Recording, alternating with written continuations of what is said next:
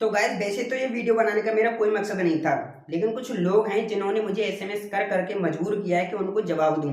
तो इस वीडियो में कुछ बातें बताऊंगा, ध्यान से सुनना। तो सबसे पहली बात, कांग्रेस के चमचों को कोई इतना बता दे कि 240 सीटें ज्यादा होती हैं, 99 नहीं, 99 सीटें, वो भी 10 साल में पाने के बाद इस तरीके से उछल रहे हैं जैसे बहुमत का आंकड़ा ही पार कर लिया हो। नंबर दूसरी बात, राहुल गांधी जी कहते हैं भाजपा को देश ने नकार दिया है। तो ये आप खुद फैसला कर लीजिए। 3 बार के चुनाव हुए हैं, तीनों बार में आप 100 का आंकड़ा पार नहीं कर पाए हैं, और आप कहते हैं कि बीजेपी को देश ने नकार दिया है। आप कंपैरिजन करा के देखिए, तीनों टाइम की अपनी सीट जोड़िए, 195 होती हैं। भाजपा की अकेली 2024 की 240 होती हैं, फिर भी आपसे ज्यादा हैं।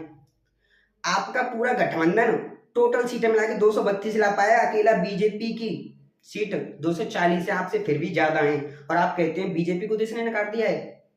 नंबर तीसरी बात, तो राहुल गांधी जी कहते हैं कि मोदी जी तानाशाही शासन चलाते हैं।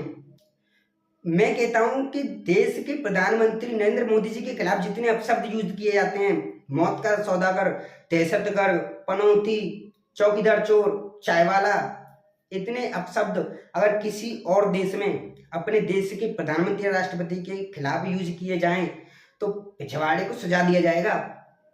और आप कहते हैं कि तानाशाही शासन चलाते हैं। अगर तानाशाही शासन चलाते तो इतनी बोलने की हिम्मत नहीं होती किसी की। नंबर 4, और ये कांग्रेस के चमचे उन दिनों को भूल गए जब कांग्रेस सरकार में बिजली का ट्रांसफार्मर फूक जाता था तो घर घर में चंदा मांगने के लिए फिरते थे, तब जाके ट्रांसफार्मर आता था। और आप कहते हैं कि बीजेपी को देश ने नकार दिया है। और आप बात करते हैं उत्तर प्रदेश की कि उत्तर प्रदेश में हमने ये जीत लिया, किला जीत लिया।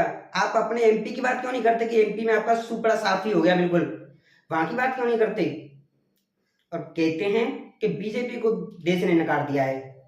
जो कांग्रेस 10 साल में 100 का आंकड़ा नहीं पार कर पाई, वो अपना प्रधानमंत्री राहुल गांधी को देखना चाहती है।